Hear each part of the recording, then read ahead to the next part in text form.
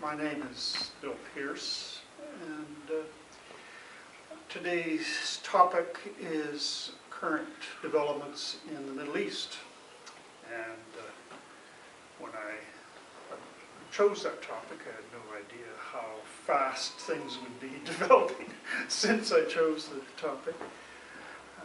There are the two main areas, of course, is one dealing with the Iranian nuclear crisis and the other dealing with the stalemate that we presently see in the peace talks between the Israelis and the Palestinians. Now, if time permits, I might get to the Goldstone report, which is one of the other topics I wanted to cover, but we'll just see how we go along, because these other two topics I think are going to take some time. And the first topic I'd like to talk about is Iran. By way of background, there's quite a long history to the chronology of their nuclear program, starting back in 1968 when, under the old Shah, they signed the Nuclear Non-Proliferation Treaty. But then in February of 1979, with the Iranian Revolution overthrowing the Shah, work commenced on the Bushehr reactor, and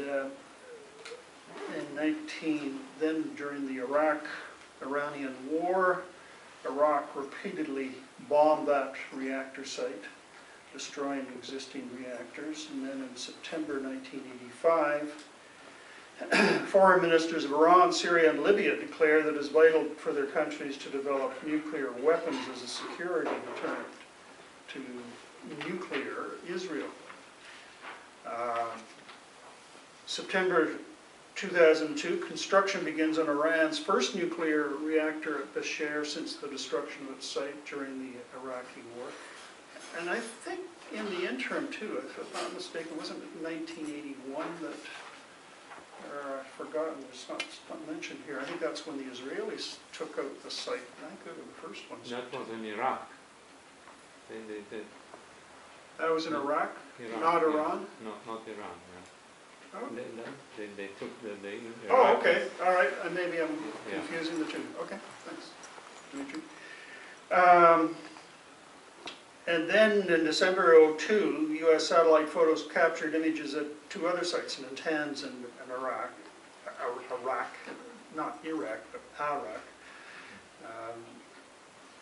Natanz has a nuclear enrichment facility, and in February of 2003, President Khatami revealed that Iran had unearthed uranium deposits and so on, and they were well on their program. Then in 2005, President Ahmadinejad takes office, pledges an irreversible resumption of enrichment.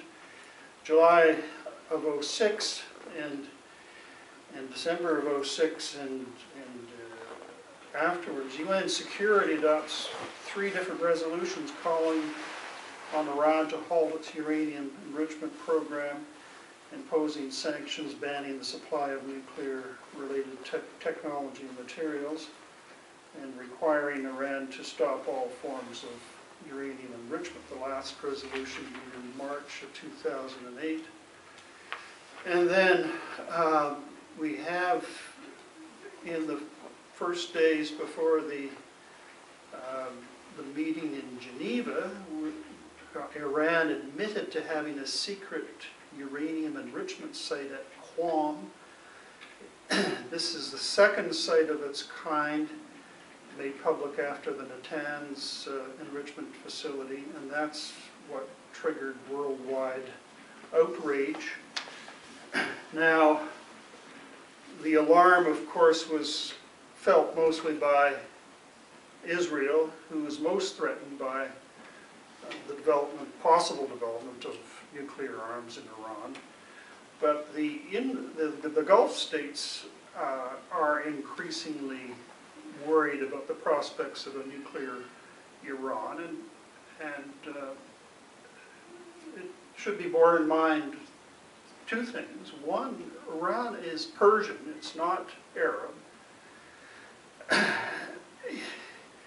And secondly, the goal, the majority of the Iranians are Shia, the majority of Arabs are Sunni, and there's a huge split between the Shia and the Sunni. And the Shia are very evangelical. They have a goal of proselytizing their faith throughout the Arab world. So the Iranians have always been a threat to the Arabs. In fact, if you go back to the first Gulf War, you'll remember that George Sr. decided not to go to Baghdad, and I think his main reason, or one of the main reasons, was to ensure that Saddam Hussein remained in power, and that Iraq remained as a powerful force to deter Iran.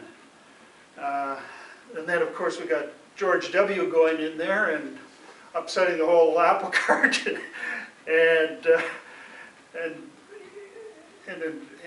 putting down the Sunnis and installing the minority Shia in Iraq. And the Shias in Iraq don't have any, their true allegiance is more to the Shia of Iran. So by extension, Iraq is now inadvertently sort of the first Arab state to go Shia, and it's it's a big concern.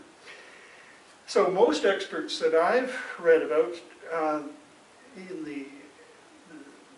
opine that people in the Arab states have a deeper fear of containing Iran than containing Israel in terms of their security.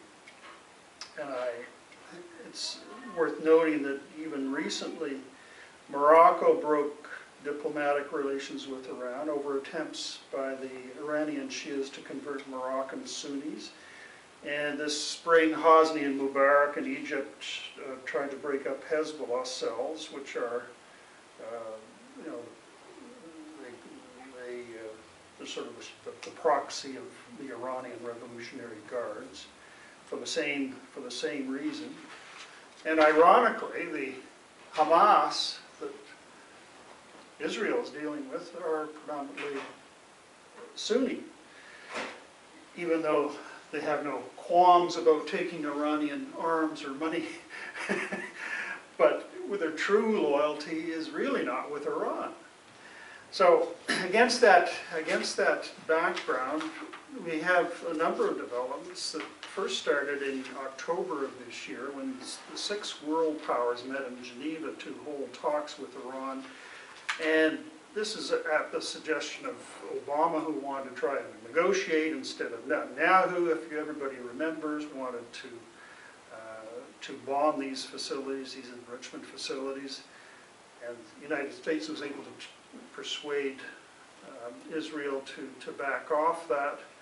But Netanyahu has warned that if talks don't produce results by the end of the year, then he would consider bombing Iran, which is a pretty severe